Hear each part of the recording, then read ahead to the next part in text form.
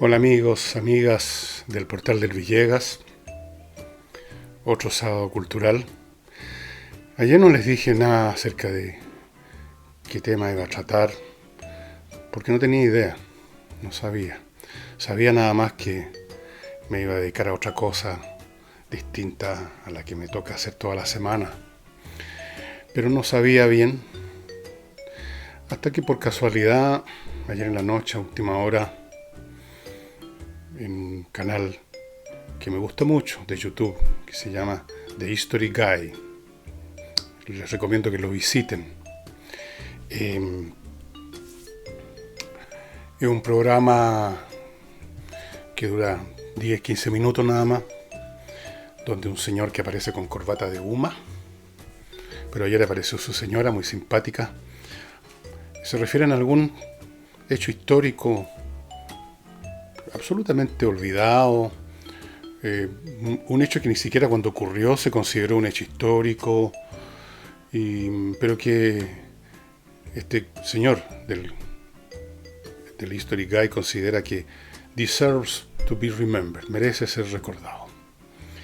Y en este episodio que vi ayer se hablaba de la famosa biblioteca de Alejandría, y de ahí dije, voy a hablar de eso, voy a hablar de libros, voy a hablar de esta vieja costumbre de leer y de estar rodeado de libros, y un poco quizás la historia de los libros.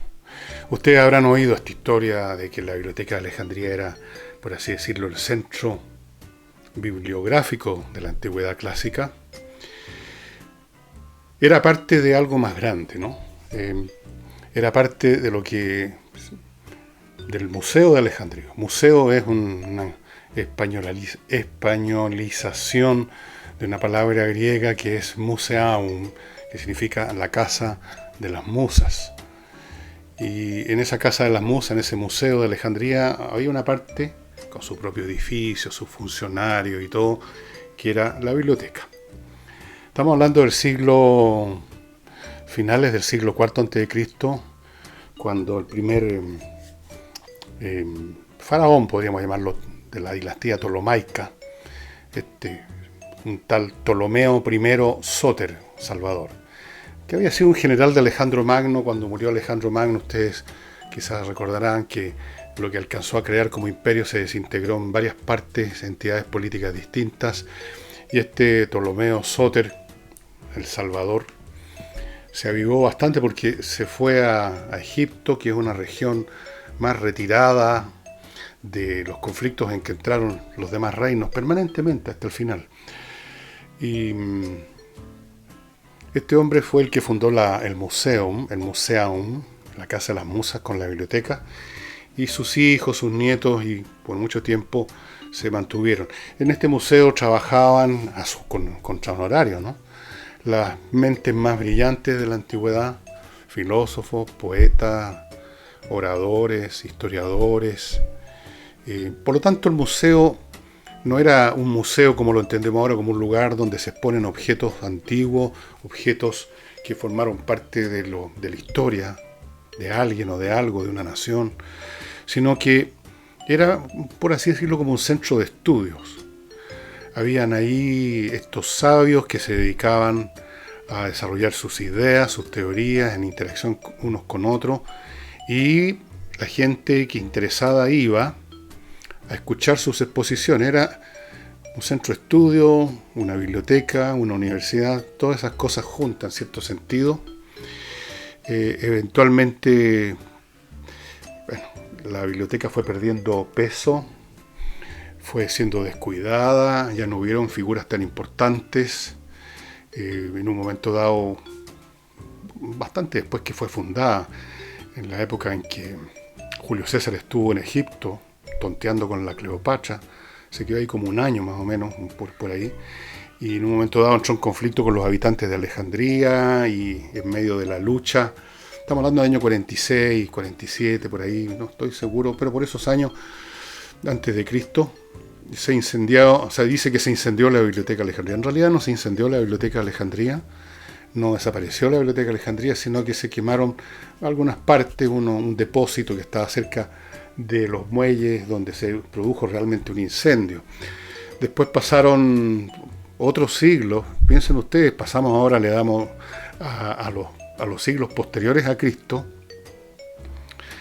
y eventualmente me temo que la biblioteca, el museo y otras instituciones, y con sus respectivos edificios propios de ese mundo, el Serapeum, por ejemplo, donde se guardaba el cuerpo momificado de Alejandro Magno, fueron destruidos por los cristianos, porque todo eso era pagano, todo eso era perverso, así que se fue a los cuatro vientos.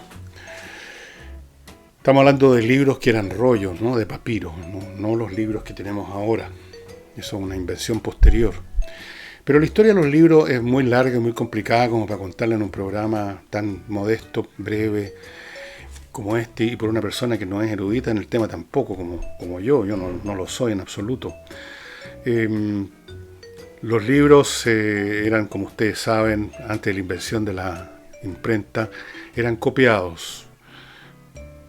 Había en algún momento en Roma y en otras partes habían verdaderas fábricas de libros copiados, o sea, alguien contrataba a 10, 20 copistas para tomar el original que había escrito alguien, o que había llegado de algún modo a propiedad del dueño de esta institución, y se dedicaba a copiarlo.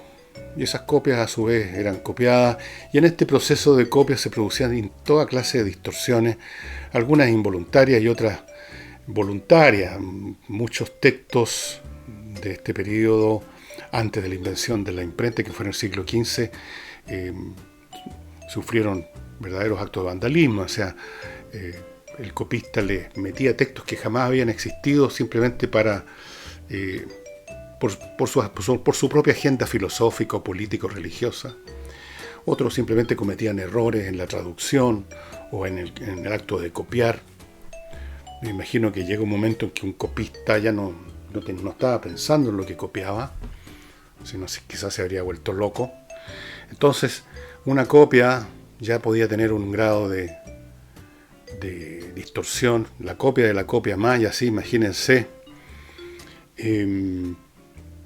Hasta que se inventa la imprenta, entonces era el mecanismo como se hacían los libros y cómo se distribuían, y por lo tanto, la cantidad de libros que habían, en este caso rollos, era muy poco. Habían bibliotecas privadas, creo que les he contado que se está tratando de descifrar lo que se ha encontrado en rollos carbonizados en Herculanum, que es una ciudad que está al lado de Pompeya y que se incendió con la explosión del Vesubio en el año 79, creo que fue, después de Cristo.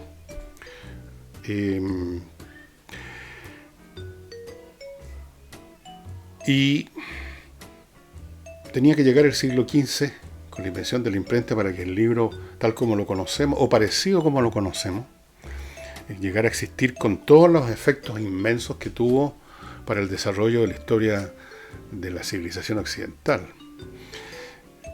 Los libros en esa época se imprimían, las páginas, y no se empastaban.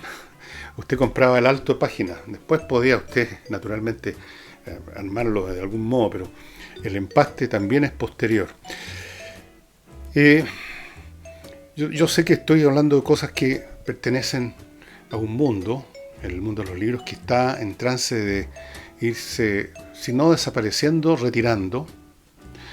Y con él se retira no solo un instrumento para leer, sino que se retira, yo diría casi un modo de vida. Algunos creen que un artefacto electrónico de lectura, un tablet, por ejemplo, un texto digital, viene siendo lo mismo que un libro, está el mismo material, puede tener algunas ventajas tecnológicas, en un tablet cabe bibliotecas completas, si se pierde el tablet, uno tiene en la nube los libros de todas maneras y los baja de nuevo. Todo eso está muy bien, pero los libros son mucho más que un medio para leer, son mucho más que un instrumento. Son un objeto físico que tiene su propia vida, sus propias resonancias y generan sus propios efectos, cosa que un tablet no produce. Un tablet es como cualquier artefacto moderno, electrónico, un objeto en el cual no se piensa, no se le asocia nada. Es simplemente aquí el lugar, aquí el objeto que nos sirve para tener acumulado toda nuestra biblioteca si queremos y leer. Pero en sí no tiene ninguna magia un tablet o un Kindle. Los libros sí. Los libros tienen olor, tienen color, tienen una historia propia como objetos. Sobre todo si son libros que no hemos comprado nuevos, sino que los hemos comprado de segunda mano. Y en un lugar donde hay libros, también se produce una situación diferente. El tablet es simplemente un objeto más que tenemos en nuestro escritorio, como este computador chico que tengo acá, del año Ñauca, que no ofrece no produce ningún efecto. Está ahí disponible para mí y eso es todo. Los libros, cuando se acumulan, cuando estamos hablando de una cantidad de libros y no uno, puestos en un lugar, en una biblioteca, generan un espacio, generan una atmósfera. Si usted entra a una casa donde hay libros, donde hay una biblioteca, todo resuena de una manera diferente. Hay cerca de una biblioteca, incluso de un estante modesto de libros, hay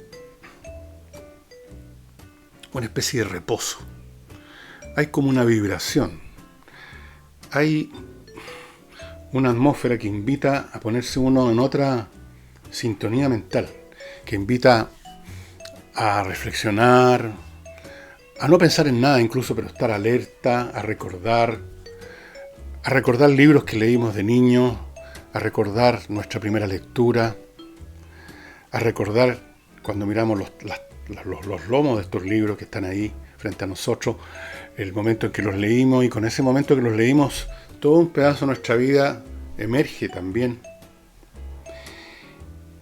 Y son objetos que, si los hemos comprado, si nacieron, por así decirlo, con nosotros, envejecen con nosotros.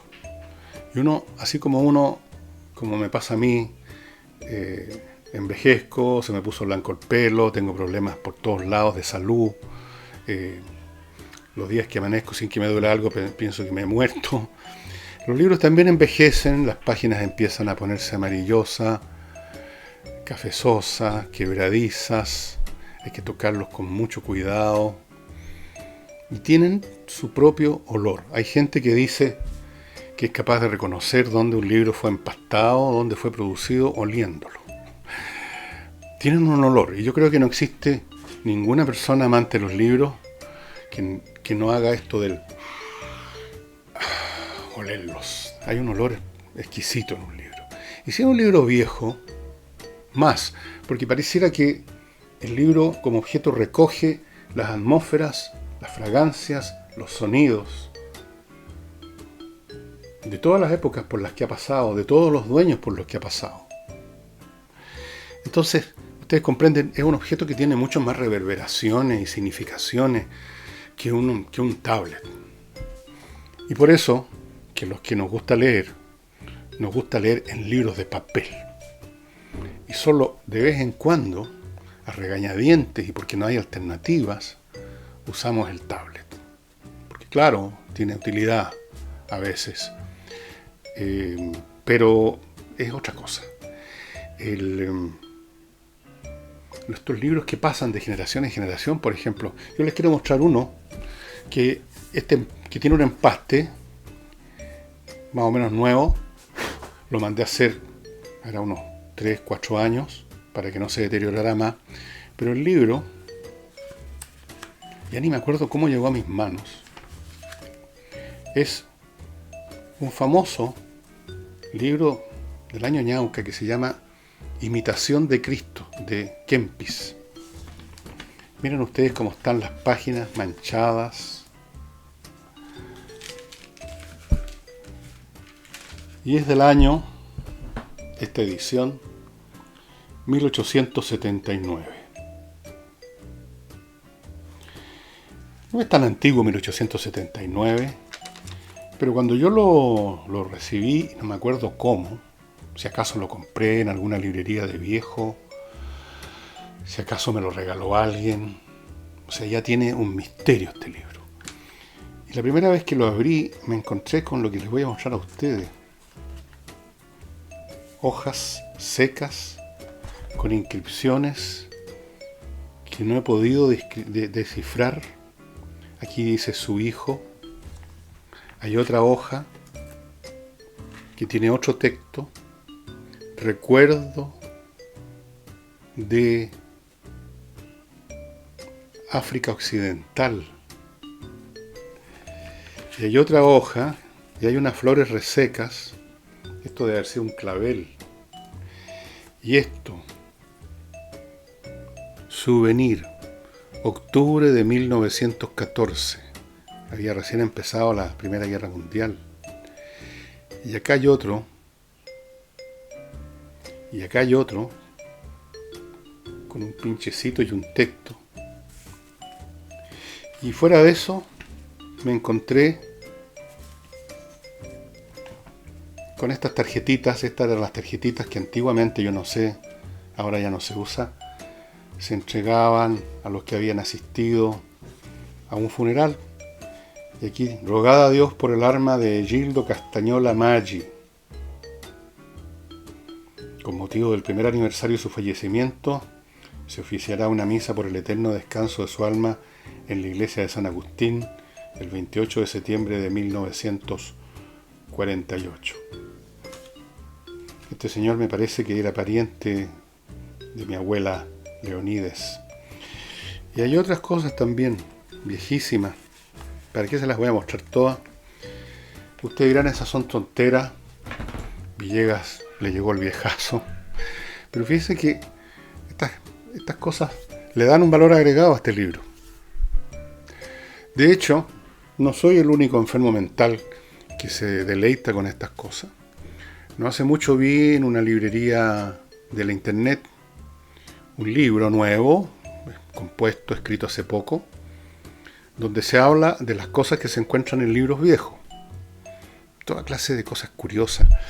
Este no es el único libro en que he encontrado cosas como esta. Este es el más increíble por todo lo que hay. Ups.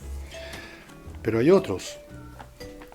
Hay otros que me han traído un aroma de personas, de cosas, de épocas de las que no tengo idea.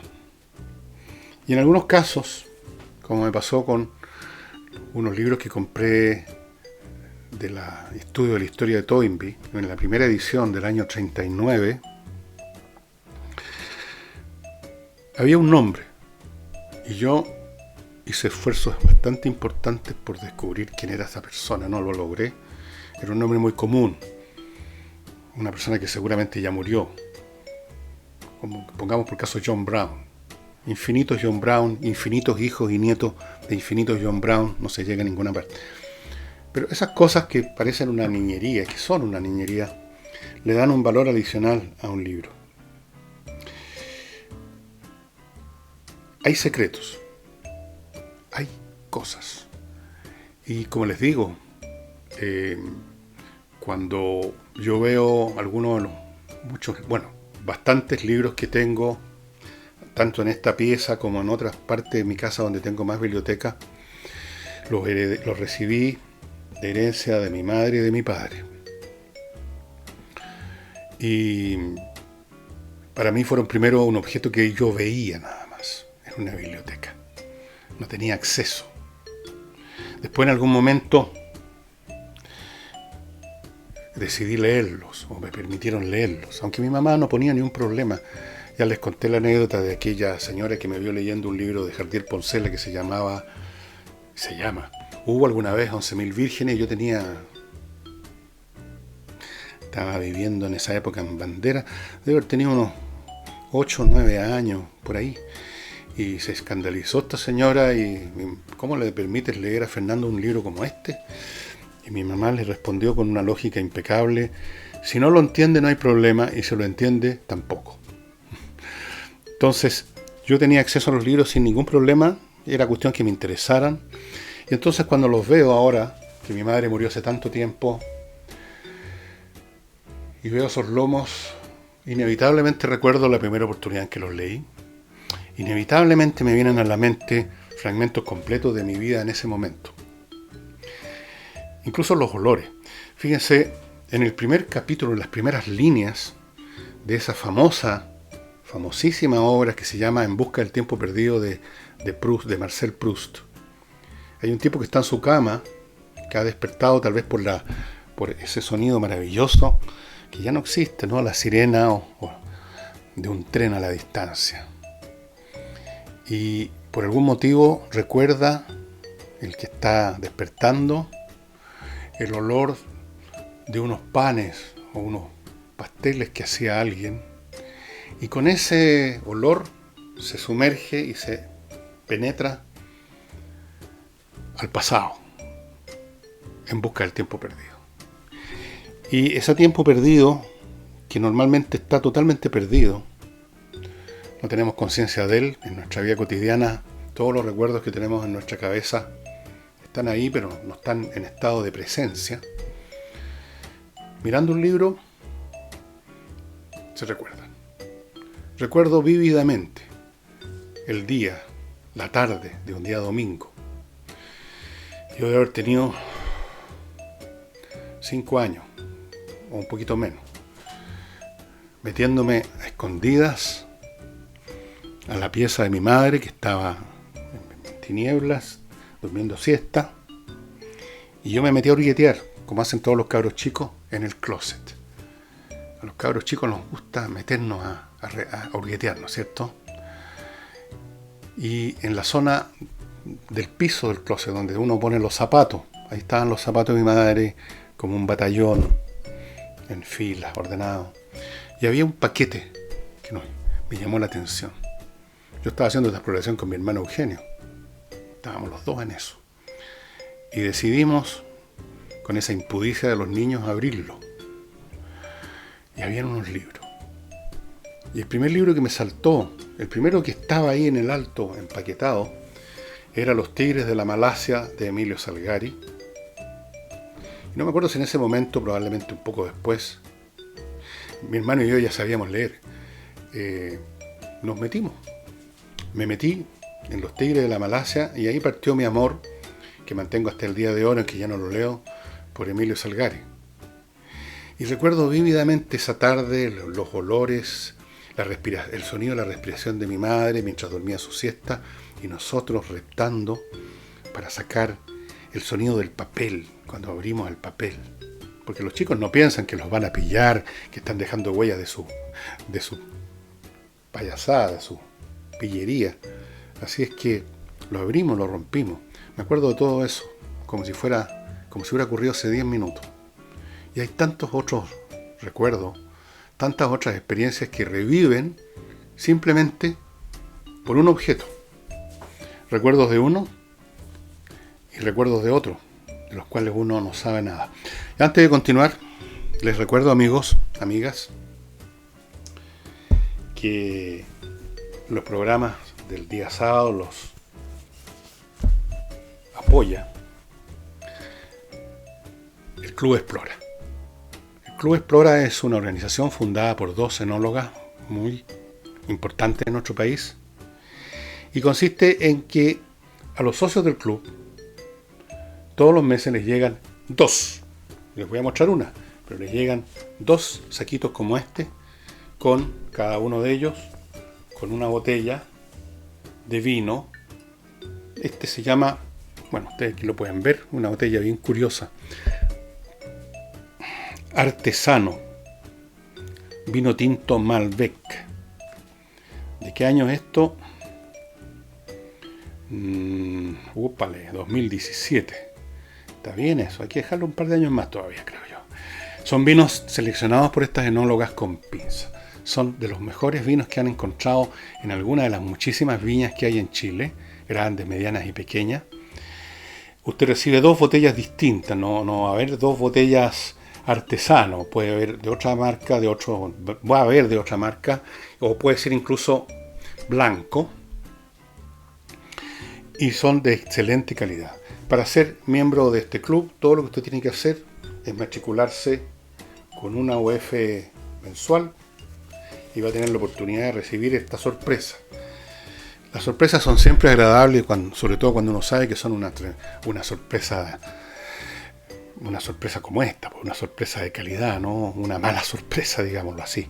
Así es que ya saben, aquí están los datos, hágase socio, usted puede hacer un regalo además. El ser socio no es obligatorio un tiempo mínimo, usted puede ser un mes, 2 meses. Y lo mismo, usted puede regalar una gift card de un mes, 2 meses, lo que a usted le parezca más conveniente. Así que yo le sugiero, para darse este gusto de recibir un vino distinto, una gran y rica sorpresa, ser parte del Club Explora. Y no podía faltar el ajedrez. ¿Qué más les puedo decir que yo no les haya dicho ya? Yo todos los días juego ajedrez, por lo menos una partida, normalmente una. Me dedico a eso un par de horas al día, tal como otras personas dedican un par de horas yendo al gimnasio. Para mí no se trata de ponerme más listo, ni mucho menos, sino que de mantenerme más o menos alerta. Para un niño, en cambio, es mucho más importante, porque lo forma con todos los elementos que desarrollan las funciones cognitivas más elevadas: el juicio, el cálculo, el raciocinio, la paciencia, la memoria, la resistencia. Y todo esto sin que se dé cuenta el niño, porque está jugando. O sea, en ese sentido superior a un gimnasio, porque usted sabe que en el gimnasio el objetivo es ese, desarrollar su salud o desarrollar determinados músculos. La cosa está clara, va directo a eso. Aquí usted va a un juego y por añadidura usted desarrolla esas funciones. Por lo tanto, para un niño es realmente de primera, yo diría, el mejor regalo que usted le puede hacer a un niño. Estoy hablando de niños desde 4 o 5 años para arriba. No hay problema con eso. Y créame que ese chico, esa chica, va a desarrollar mejor su inteligencia nativa que si simplemente usted lo deja tontear frente a una pantalla de televisión, frente a una computadora, o lo deja salir con los amigos a hablar leceras y hacer tonteras y a veces cosas que no corresponden a su edad. Así es que 24.900. La caja trae un código para que el niño, además de estas cosas, pueda entrar a un sitio donde va a aprender más cuestiones relacionadas con el ajedrez. Y usted va a recibir 2 licencias adicionales, el que compra la caja, para que también pueda entrar al sitio que se llama espacioajedrez.com. Y ahora les quiero mostrar otro libro. Este no es un libro antiguo, ni mucho menos, un libro nuevo. Se llama, como ustedes ven, es un libro gráfico, At Home with Books, y son historias y fotografías de personas que tienen bibliotecas muy bonitas en su casa. Por eso es que el subtítulo dice cómo los amantes de libros viven con y cuidan sus bibliotecas. Y francamente, bueno, aquí tienen una. La cantidad y la variedad de estilos de personas que se manifiestan, la variedad y estilo de bibliotecas. Aquí tienen otra. Yo sé que no se debe estar viendo bien, pero en fin, hago lo posible. Y cada una de estas bibliotecas tiene su historia, tiene su personalidad. Hay gente que se especializa en un rubro. Mi madre, por ejemplo, era de literatura. Básicamente literatura norteamericana, francesa y novelas policiales. Eso era el fuerte de mi madre. Otros, especialmente gente que es profesionales, tienen libros de su profesión en un 99% y muy pocas cosas más, un par de novelas, de bestsellers. Otros, que es el caso mío y el de otras personas, tenemos bibliotecas con muchas cosas distintas, de ciencias, arte y lo demás. Otros se especializan en libros de valor intrínseco, que son los bibliófilos. Los bibliófilos es una categoría distinta, es alguien que colecciona libros de acuerdo a algún criterio, un criterio que puede ser bastante demencial desde el punto de vista de los que no les interesan los libros, pero que, bueno, ¿cuál es el problema? Es una actividad que no le hace daño a nadie, que le da sentido a una vida. Y a propósito de eso, hay libros, y yo tengo también de esos, un montón, como este, por ejemplo, libros que se dedican a hablar de los libros, a hablar de bibliotecas, a hablar de bibliómanos, a hablar de bibliófilos, a hablar de la pasión por los libros, a contar anécdotas famosas de bibliófilos y bibliómanos famosos. Por ejemplo, se dice que Napoleón, que era un lector voraz, no tenía interés en el objeto físico, en el libro. Entonces, de repente iba en un carruaje, lo estaban llevando a otro lado, a alguna parte, iba leyendo, terminaba el libro y lo arrojaba por la ventana. Raro, ¿no?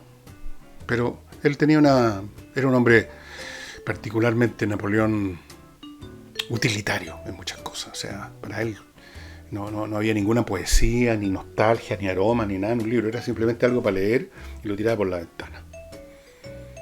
Y hay mucha gente que hace eso. Y por lo tanto no tienen muchos libros en su casa porque una vez que los leyeron los botan o los regalan. Bueno, está bien. Lo importante es que leyeron. Pero yo estoy aquí refiriéndome a personas que junto a la lectura tienen esta relación especial con el objeto libro, con las atmósferas que generan. Dígame usted, volviendo a este libro, imagínese que usted está en un sofá al lado de esta biblioteca y abre un libro. ¿Es lo mismo leerlo aquí que leerlo en la sala de espera del dentista? ¿O leerlo en un avión? No, ¿no es cierto? Hay una atmósfera. Yo creo que cuando uno se sienta junto a libros, a leer libros, todos los libros que nos rodean, todos los libros que hemos leído, a veces, varias veces, y los libros que no son pocos, que hay siempre en una biblioteca que no lo hemos leído todavía, nos están mirando, nos están diciendo cosas, nos están susurrando. En serio, estoy convencido de eso. Los libros hablan, hay que saber escuchar. Yo lo que más aprecio de lo que hizo mi madre por mí y por mi hermano, como muchos padres de esos años, fue el habernos criado en una atmósfera de libro. Cuando no ocurre eso, como lamentablemente pasa en los tiempos actuales, cuando la casa donde un niño empieza a dar sus primeros pasos, a crecer, no presenta otro escenario que pantallas de televisión y ningún libro. Yo creo que ese joven, ese niño, ya de algún modo está siendo puesto en un riel que conduce, no voy a decir que a una mala vida, no, pero conduce a una cosa distinta a al de quien se crió rodeado de libros. Como que son personas diferentes. Como que en uno hay una nerviosidad, así como uno pasa con el control remoto de una cosa a otra, viven como, no sé, estoy especulando, como huyendo del presente y pasando otras cosas y pasando otras cosas. En cambio, el que se crió con libros adquiere el ritmo de los libros, que supone, en primer lugar, no estarse moviendo de un lado para otro, sino que instalarse en reposo, en una cama o en un sillón. Y ya eso cambia todo. Cambia hasta los ritmos del cerebro, probablemente cambia la actitud, la postura. Uno ya no está buscando algo estimulante en algún lugar físico distinto al cual estamos ahora, sino que uno busca mundos, experiencias, conocimientos, belleza, con su mente, sin moverse de un lugar, en paz, haciendo uso de todas sus funciones mentales, la comprensión de lectura, la memoria para recordar lo que leyó en la página anterior, si no, no se puede leer, la concentración. Se generan personas distintas. Y yo creo, si me atrevo a generalizar, que una sociedad donde predominan los no lectores es muy distinta a una en que predominan los lectores. Hoy en día yo creo que no hay ninguna sociedad en que predominen los lectores, dicho sea de paso. Vivimos en una época audiovisual que prioriza, promueve esta nerviosidad, esta cosa superficial de la imagen, que mentirosamente alguien dijo alguna vez, creo que fue un filósofo chino incluso, dijo, una imagen vale más que 1000 palabras. Yo creo que eso es falso. Una imagen no vale más que 1000 palabras. Depende en primer lugar de la imagen y depende de las palabras. Segundo, en las imágenes hay un potencial de engaño inmenso, porque una imagen no explica nada. Aún la imagen que parece más contundente en lo que dice, no dice nada. ¿Recuerdan ustedes la foto famosa que ganó un premio de un coronel del ejército de Vietnam del Sur disparándole en la sien a un tipo que acababan de tomar prisionero durante un famoso ataque de las fuerzas vietnamitas, tanto de los soldados de no Vietnam como de los guerrilleros vietnamitas, en la ofensiva del Tet, creo que fue? Y esa imagen, con todo el significado, con toda su evidencia, hay un tipo que le está disparando en la cabeza a un hombre que está prisionero y lo asesina así de esa manera. Entonces dirán ustedes, no necesitamos ninguna explicación, ahí está todo. Pero no, pues, fíjense ustedes que lo que he averiguado no hace mucho, leyendo la historia sobre esa foto. El fotógrafo que la tomó y que ganó un premio gracias a esa foto, después se puso a averiguar qué había pasado, cuál era el contexto que rodeaba ese momento en que ese coronel le dispara al tipo. Y de hecho conversó y conoció a ese coronel que estaba retirado hacía rato y estaba viviendo en Estados Unidos. Y resulta que lo que la imagen parecía decirnos de un tipo cruel, un asesino, ahora dirían un facho, matando hacia sangre fría a alguien, no era así la historia. La historia era muy distinta. El tipo al que el coronel ejecutó, con una expresión de frialdad total, pero en el fondo lleno de rabia, ese tipo acababa de asesinar a un montón de gente, a civiles inocentes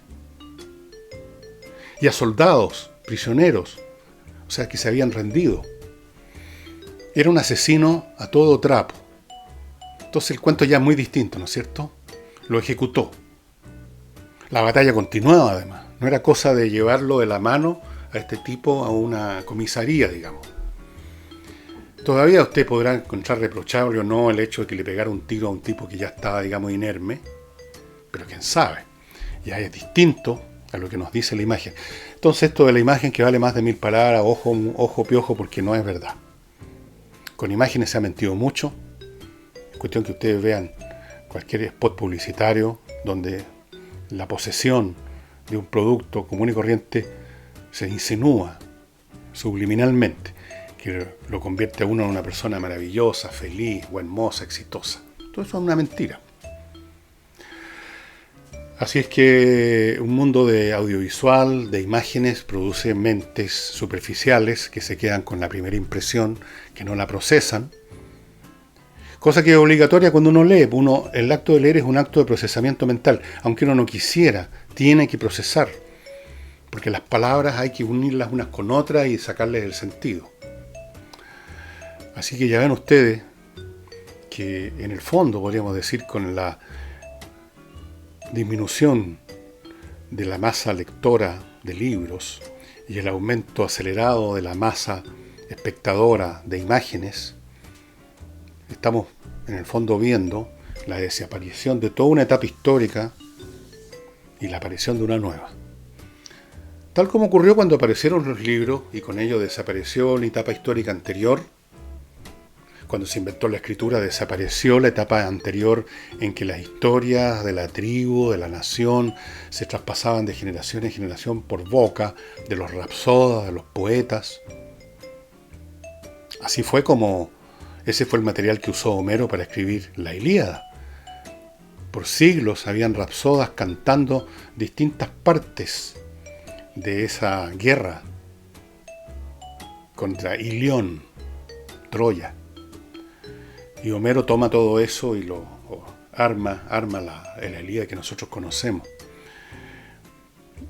E incluso hay escritos, me parece que Platón, si no me equivoco, o algún filósofo de esa época hizo un comentario negativo sobre los efectos que producía la invención de la escritura, porque decía que la escritura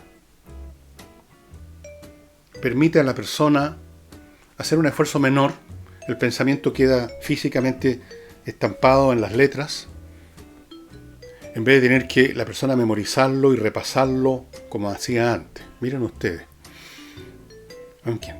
Ahora tenemos este proceso de que el libro, la lectura, el proceso de leer está siendo sustituido por el proceso de ver.